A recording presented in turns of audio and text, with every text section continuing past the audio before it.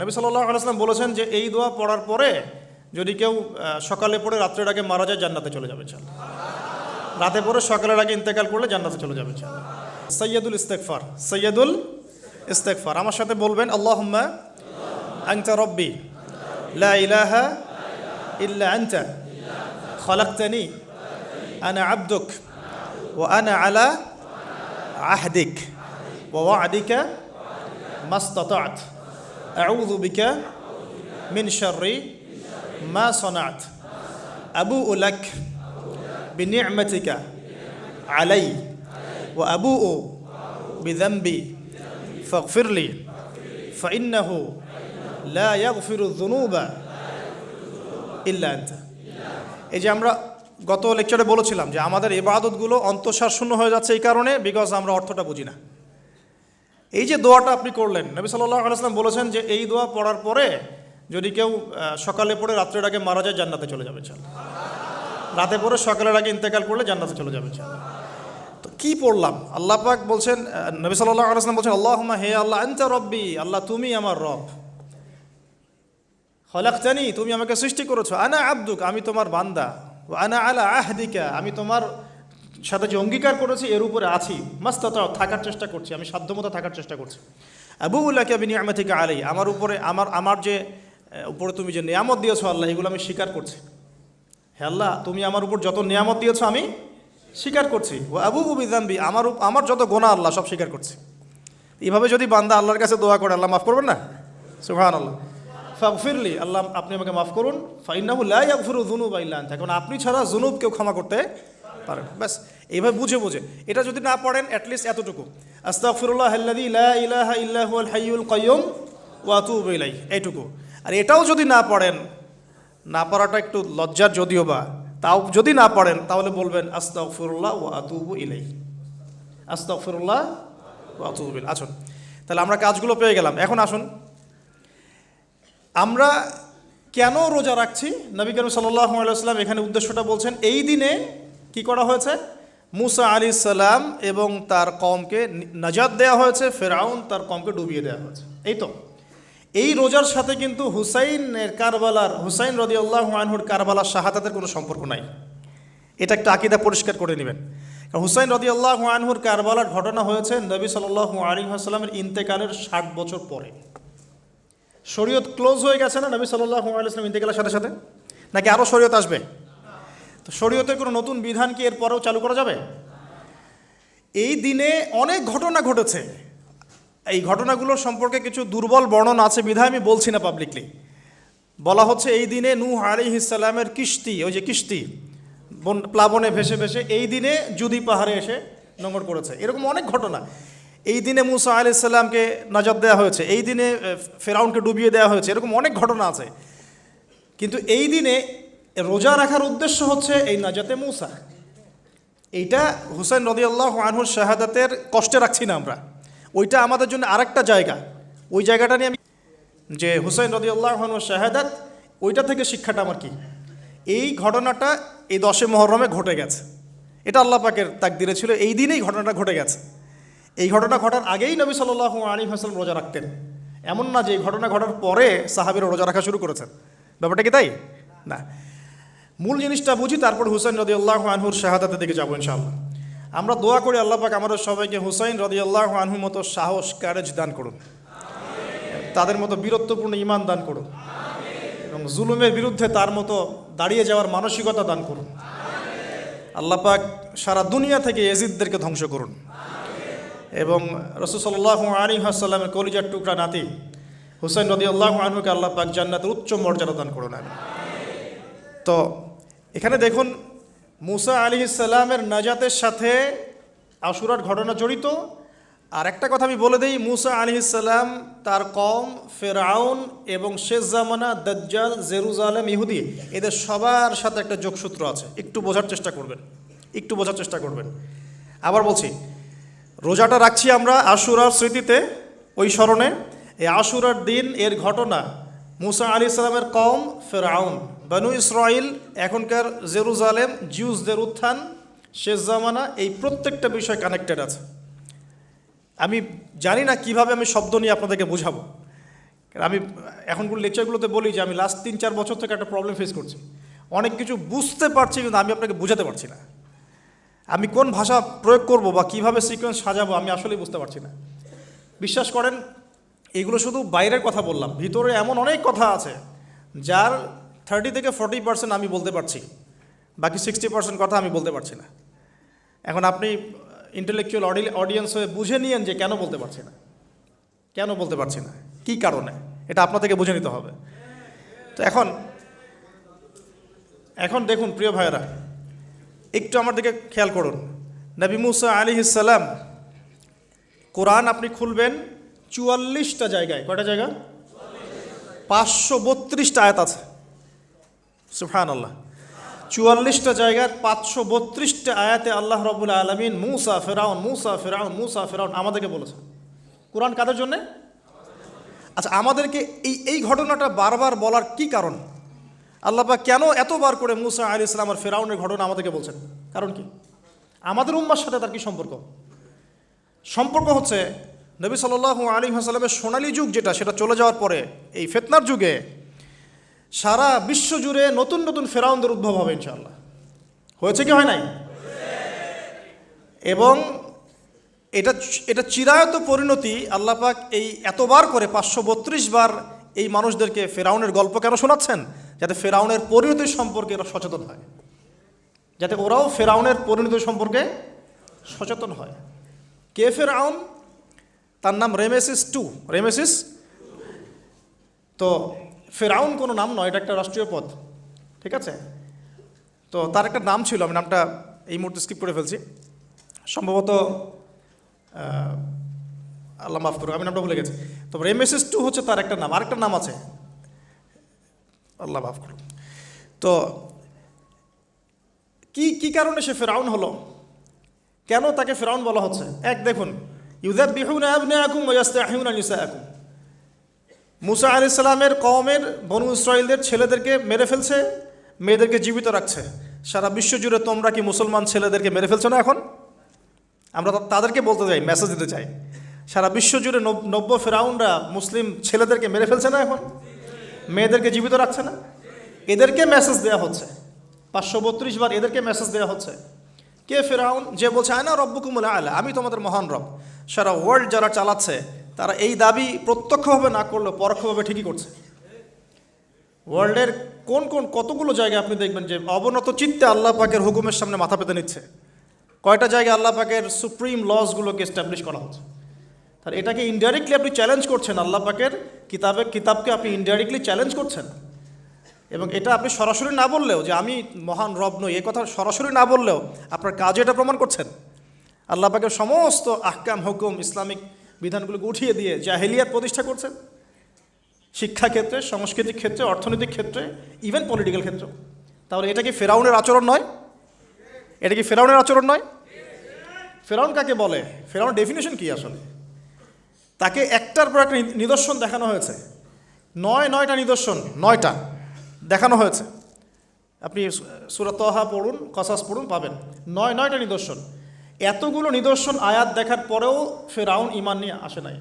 তো এখন সারা ওয়ার্ল্ডে যারা আছে, বড় বড় ফেরাউন, নমরুদ, আজার, এদের সামনে নিদর্শনের অভাব আছে?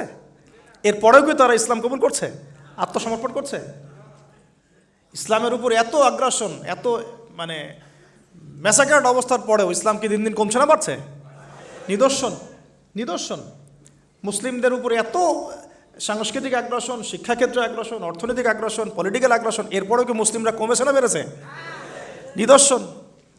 সারা বিশ্বে পর্দা কত কথা, তারপরে পশ্চিমারাই এখন পর্দা করছে, নিদর্শন। ওরাই এখন পর্দার দিকে আসছে। প্রতিটা জায়গায় আপনি দেখুন, শিক্ষা থেকে উঠাই দিচ্ছেন ইসলাম, কিন্তু তারপরেও মানুষ মাদ্রাসার দিকে আসছে, তারপরেও দিন দিন মানুষ কোরআন শিখছে, তারপরেও দিন দিন মানুষ হাদিস শিখছে। আমরা সংস্কৃতির নামে নগ্নতা বেহায়াপনা ছড়িয়ে দিচ্ছি, তারপরেও দেখুন দিন দিন মানুষ আবার আল্লাহর দিকে ফিরে আসছে। যুব সমাজকে নাস্তিক বানানোর জন্য কত কী না করলাম আমরা, কত কী যে করলাম যুবকদেরকে নাস্তিক বানানোর জন্য, কিন্তু তারপরেও ইয়াংদের একটা বড় অংশ দিন দিন ইসলামের দিকে ফিরে আসছে। আলহামদুলিল্লাহ। দেখুন এখনও কিন্তু ফেরাউনদের সামনে নিদর্শন যাচ্ছে। সবচেয়ে বড় কথা, তারা আল্লাহ পাকের অথরিটি, আমরা সভরেন্টি বলি যেটাকে, এইটা দাবি করেছিল ফেরাউন। এখন সেই সভরেন্টি দাবি করছি আমরা বড় বড় সংস্থাগুলোর মধ্য দিয়ে। আপনি আমাকে সরাসরি জিজ্ঞাসা করলে আমি বলবো ইউনাইটেড নেশনস একটা ফেরাউন, অফকোর্স ফেরাউন, কারণ সে সারা ওয়ার্ল্ডকে আল্লাহ পাকের হুকুম আহকাম থেকে বের করে মানুষের হুকুম আহকামের দিকে নিয়ে গেছে। সিম্পল।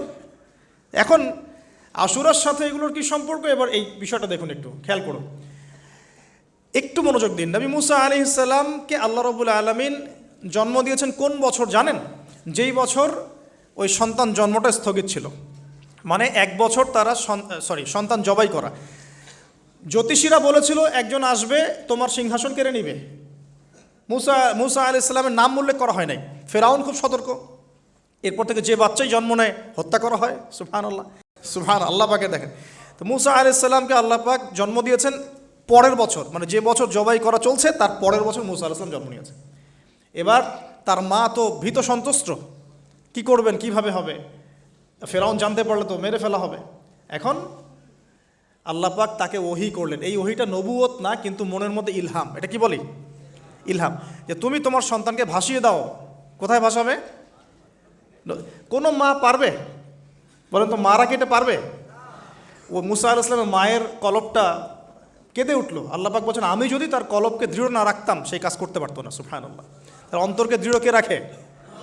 আল্লাহ। আমরা সে আল্লাহর কাছে অন্তরের কলবের দৃঢ়তা কামনা করি। আমি এই জায়গা থেকে একটু মনোযোগ দিয়ে বুঝতে হবে, আস্তে আস্তে শেষ করে দিব।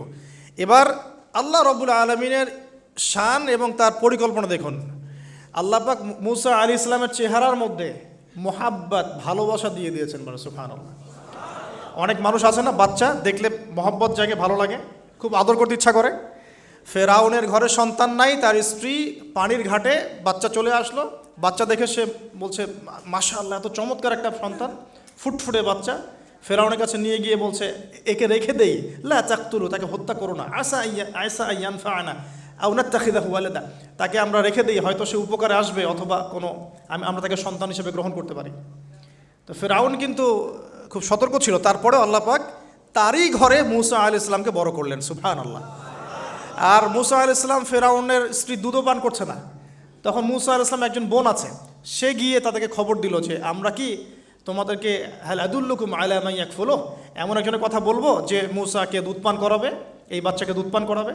আল্লাহ পাকের কি কৌশল! আল্লাহ পাক ওই মায়ের কোলেই আবার মুসা আলাইহিস সালামকে ফিরিয়ে দিলেন। এদিকে মায়ের দুধ খাচ্ছে, ফেরাউনের ঘরে বড় হচ্ছে, আবার ফেরাউন একটা বড় অঙ্কের হাদিয়া তার মাকে দিচ্ছে দুধ পান করানোর জন্য। সুবহানাল্লাহ। আল্লাহ পাকের পরিকল্পনা দেখেন। আমি আসলে বুঝাতে পারছি না ভাই, আমার ল্যাঙ্গুয়েজের প্রবলেমের কারণে মাফ করবেন। অনেক তথ্য মাথায় থাকলে কথা বলাও টাফ হয়ে যায়। তো সুবহানাল্লাহ, আল্লাহ পাকের পরিকল্পনা দেখুন।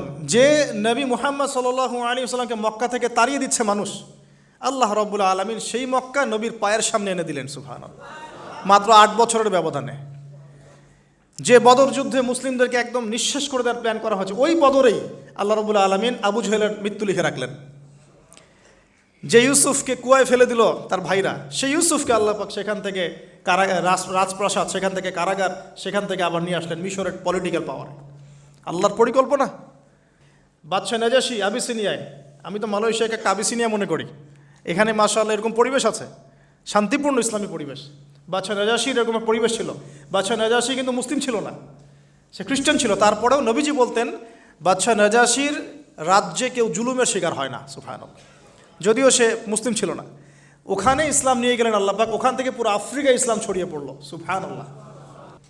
এবং আল্লাহ পাক মুসা আলাইহিস সালামকে 2টো গুণাবলী দিয়ে বড় করলেন। 2টো গুণাবলী মনে রাখবেন। এক হচ্ছে কওয়ি, তিনি শক্তিশালী ছিলেন, ফিজিক্যালি অনেক শক্তিশালী ছিলেন। আমিন মানে বিশ্বস্ত ছিলেন, কওয়িউল আমিন। মনে থাকবে ইনশাআল্লাহ। আমরাও আল্লাহর কাছে দোয়া করি আল্লাহ আমাদেরকে কওয়ি বানিয়ে দিন এবং আমিন বানিয়ে দিন। আমিন। এবার যৌবনে উপনীত হয়েছেন, টকবকা রক্ত, বাইরে বের হয়েছেন। বাইরে বের হয়ে দেখছেন যে 2জন ব্যক্তি লড়াই করছে, ইয়াকতাতুলান রজুলান ইয়াকতাতুলান, 2জন ব্যক্তি মারামারি করছে। একজন মিন শিয়াতি, তার বনু ইসরাইল কওমের মধ্যে, আরেকজন হচ্ছে আদুবি, তার শত্রুর মধ্যে।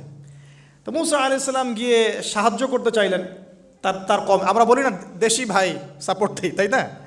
আচ্ছা, তো মুসা আলাইহিস সালাম গিয়ে সাপোর্ট দিতে গিয়ে শুনেন, ফাওয়াকাযাহু মুসা ফাকাদা আলাইহি, মুসা আলাইহিস সালাম মাত্র একটা ঘুষি দিয়েছেন, এক ঘুষিতেই ওই ব্যক্তি ডেড, স্পট ডেড। এই যে আমি গত একটা লেকচারে বলেছিলাম চাইনিজ কন্টিনেন্টে যে মার্শাল আর্টসগুলো গড়ে উঠেছে এই কোরআন থেকে গড়ে উঠেছে। তার আগে ওদের সভ্যতা ছিল, সংস্কৃতি ছিল, ঠিক আছে। এক ঘুষিতে মানুষ মারা যায়, এটা কোরআন বলেছে। এক ঘুষিতে মানুষ মারা যায়, এটা কোরআন বলেছে। ওরা এখন রিসার্চ করে বের করে যে 6টা-7টা স্পট আছে মানুষের দেহে, এক ঘুষিতে মানুষ মারা যেতে পারে। কোরআনকে আমরা মূল্যায়ন করি না, কিন্তু কোরআনকে সারা দুনিয়ার অমুসলিমরা মূল্যায়ন করে ওদের স্বার্থে। ওদের স্বার্থে তারা আমাদের কোরআনকে মূল্যায়ন করে, আমাদের হাদিসকে মূল্যায়ন করে। আমরা করতে চাই না, আল্লাহ মাফ করুক আমাদেরকে। আমরা কোরআন পড়তে চাই না, গবেষণা করতে চাই না, অর্থ বুঝতে চাই না, একটু আরবি ভাষা শিখতে চাই না, কোরআনের বালাগাত ডেইলি একটু তেলাওয়াত করবো এক পারা, সেটা করতে চাই না। আল্লাহ পাক আমাদেরকে মাফ করুক এবং কোরআনওয়ালা বানিয়ে দিন, আমিন। কথাগুলো বলার উদ্দেশ্য আপনাদেরকে আঘাত করা নয়, আমি জাস্ট আপনাদের কলবে একটু ধাক্কা দেওয়ার চেষ্টা করছি, যাতে করে আপনারা সবাই কোরআন তেলাওয়াত করেন ডেইলি এক পারা করে। আল্লাহ কবুল করে নেবেন।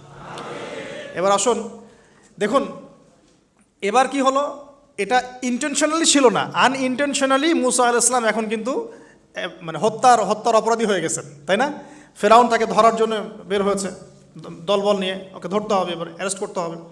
তো একজন এসে পরামর্শ দিল যে তুমি এখান থেকে চলে যাও, তুমি এই মিশর থেকে চলে যাও, বের হয়ে যাও, নাহলে ফেরাউনের বাহিনী তোমাকে পেলে ধরে ফেলবে। এবার মুসা আলাইহিস সালাম চলে গেলেন কোথায়? মাদিয়ান। কোথায় বলেন? অনেক দূরে মাদিয়ান। মাদিয়ানে গিয়ে তার না আছে কোনো শেল্টার, না গার্ডিয়ান, না কোনো খাবার, না পানি, কিছুই নাই। ঠিক নবী সাল্লাল্লাহু আলাইহি ওয়াসাল্লামের সাহাবীরা হিজরত করেছেন আবিসিনিয়ায়, নবীজি হিজরত করেছেন একবার তায়েফে, ওখানে মার খেয়ে চলে আসতে হয়েছে না, মনে আছে? তায়েফের 3টা গোত্র ছিল, আব্দে ইয়ালাইল, আব্দে মাসউদ, হাবিব বিন আমর, এই 3 গোত্রের নেতা ছিল। এরা নবী সাল্লাল্লাহু আলাইহি ওয়াসাল্লামকে ছোট ছোট বাচ্চাদেরকে দিয়ে পিটিয়েছিল, নাউজুবিল্লাহ। তারপরে নবীজি বদদোয়া করেন নাই, ওখান থেকে চলে আসছেন মক্কায়। আমি গুছিয়ে বলছি শর্ট করে। তো এভাবে মুসা আলাইহিস সালামকেও হিজরত করতে হয়েছে। দেখেন, আবার নবীজিকে হিজরত করতে হচ্ছে মদিনায়। তার মানে হিজরা বিষয়টা ইসলামের সাথে সম্পৃক্ত। পরিবেশ পরিস্থিতি অনুকূলে না থাকলে, যেখানে ভালো পরিবেশ সেখানে গিয়ে মানুষ থাকতে হবে। আলহামদুলিল্লাহ, এখানে ভালো পরিবেশ আছে, আপনারা ভালো পরিবেশ পেয়েছেন। কিন্তু যারা চ্যালেঞ্জ গ্রহণ করে সমাজের জাহেলিয়াতগুলোকে সরানোর চেষ্টা করবে, সংস্কারের চেষ্টা করবে, তারা আল্লাহর কাছে অনেক বেশি পছন্দের। তার মানে প্রথম ফাইট আমাদেরকে করতে হবে। করতে করতে গিয়ে এক পর্যায়ে যদি দেখি যে না আর পারছি না, তখন কি? হিজরা। এটা মাথায় রাখতে হয়। এখন নবী সাল্লাল্লাহু আলাইহি ওয়াসাল্লামকেও করতে হচ্ছে। মুসা আলাইহিস সালাম চলে গেলেন মিশর থেকে কোথায় বলেন? মাদিয়ানে। তখন আরেকজন নবী ছিলেন, তার নাম কি? শুআয়ব। এত মাশাআল্লাহ, শুআয়ব আলাইহিস সালাম। শুআয়ব আলাইহিস সালাম সম্পর্কে আল্লাহ পাক বলেছেন তিনি অত্যন্ত চমৎকার বাগ্মী ছিলেন। মানে তিনি নবীদের মধ্যে অনেক সুন্দর করে কথা বলতে পারতেন। সুবহানাল্লাহ, সুবহানাল্লাহ। তো শুআয়ব আলাইহিস সালামের কওমের নাম কওমে মাদিয়ান। বলে রাখি, এই কওমে মাদিয়ানকে আল্লাহ রাব্বুল আলামিন ধ্বংস করেছেন সর্বপ্রথম ভূমিকম্প দিয়ে। কি দিয়ে? পৃথিবীতে সর্বপ্রথম যে জাতিকে ভূমিকম্প দিয়ে ধ্বংস করা হয়েছে তার নাম কওমে মাদিয়ান। কেন ধ্বংস করা হয়েছে? মাপে কম দিত। কি করতো? যেটা এখনকার ওয়ার্ল্ডের ইকোনমিক সুন্নাহ, নাউজুবিল্লাহ। মানুষকে ঠকানো এখনকার ওয়ার্ল্ডের ইকোনমিক সুন্নাহ। এবং এই মানুষকে ঠকানোর জন্য ইকোনমিক সেকশনে রিবা চালু করা হয়েছে। রিবা, সব জায়গায় রিবা, এভরি সিঙ্গল সেক্টর, যেটা under the foundation of world bank আর IMF। রিবা আছে কি নাই? আর আমরা তো রিবাটাকে এখন মনেও করি না যে মায়ের সাথে জেনা করছি, মায়ের সাথে জেনা করছি। এটাই তো হাদিসের কথা। রিবার 70 শাখা আছে পাপের, 73 শাখা আছে পাপের, সর্বনিম্ন শাখা মায়ের সাথে জেনা করা, নাউজুবিল্লাহ। তো এটা ইকোনমিক সুন্নাহ হয়ে গেছে না এখন, মানুষকে ঠকানো, মাপে কম দেওয়া, রিবা। আর আমরা তো মাশাআল্লাহ ঘুষ ছাড়া কিছু হয় না, দুর্নীতি ছাড়া হয় না, টেবিল পাসই হচ্ছে না। আল্লাহ মাফ করুক আমাদেরকে। তবে এগুলা আমাদের ইবাদতকে নষ্ট করে ফেলছে। কারণ হারাম রিজিক থাকলে ইবাদত, দোয়া কবুল হয় না। আল্লাহ পাক আমাদেরকে হালাল খাওয়ার তৌফিক দান করুন।